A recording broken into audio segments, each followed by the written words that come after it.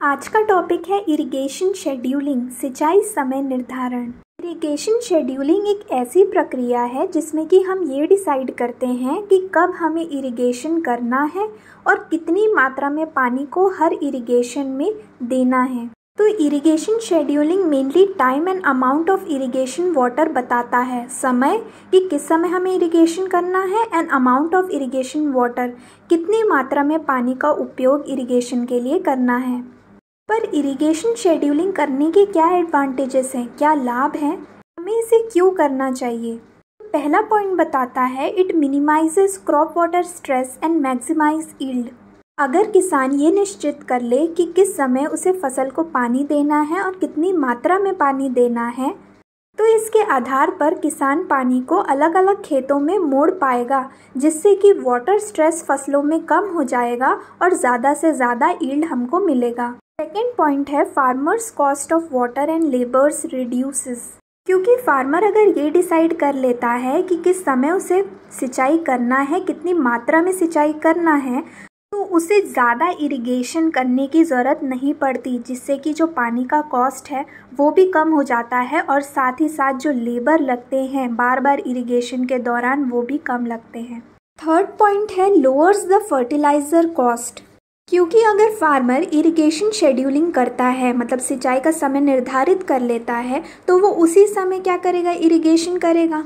बार बार उसे इरिगेशन करने की आवश्यकता नहीं पड़ेगी, जिससे कि सरफेस रन ऑफ या फिर डीप परकोलेशन का खतरा कम हो जाएगा, जिससे कि फर्टिलाइज़र जो हमने फसलों में डाला है उसका नुकसान भी कम हो जाएगा। नेक्स्ट पॉइंट है irrigation scheduling increases crop yields and crop quality.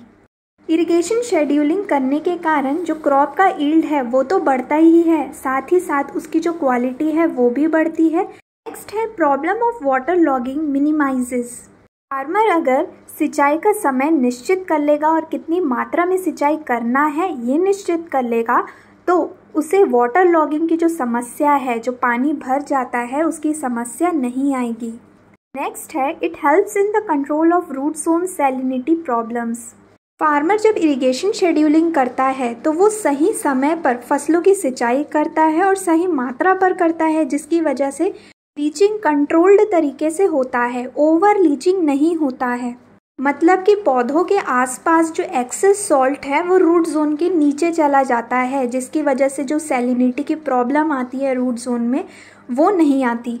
Next है by using the saved water to irrigate non cash crops result in additional returns.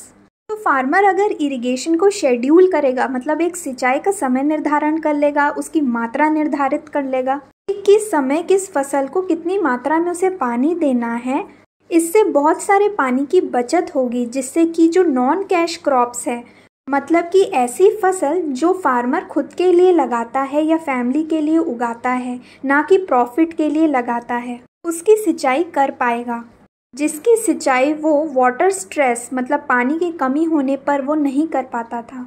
तो ये थे एडवांटेजेस ऑफ इरिगेशन शेड्यूलिंग कि आखिर सिंचाई का समय या मात्रा को निर्धारित करने से क्या लाभ होते हैं।